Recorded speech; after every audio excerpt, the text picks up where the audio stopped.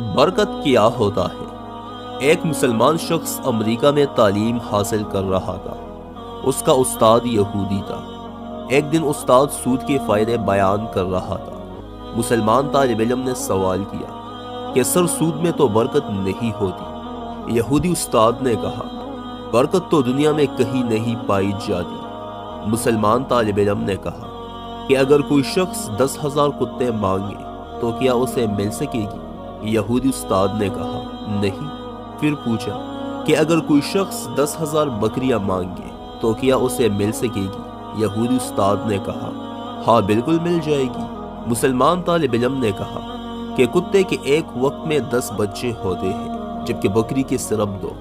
پھر بکریاں ہر روز ذبح کی جاتی ہیں جبکہ کتے آزاد گھومے پھرتے ہیں، لیکن اس کے باوجود بکریاں زیادہ ہیں اور کتے کم ہیں۔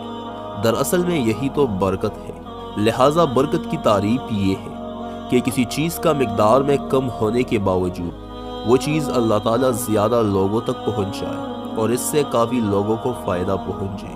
برکت سے مراد یہ بھی ہے کہ کسی چیز میں اللہ تعالیٰ انسان کے لیے خیر کو بڑھا دے اور وہ چیز خیر ہی خیر کا سبب بنے۔ جب اللہ انسان کے لیے کسی چیز میں برکت ڈال دے تو مقدار اتنی ہی ہوگی، لیکن وہ چیز آپ کے لیے کافی ہوگا اور آپ کے دل کو اطمینان، خوشی اور سکون نصیب ہوگا۔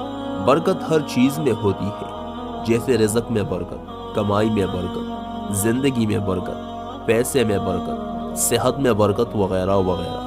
اللہ ہم سب کی زندگیوں میں برکت کو شامل کر دے، آمین۔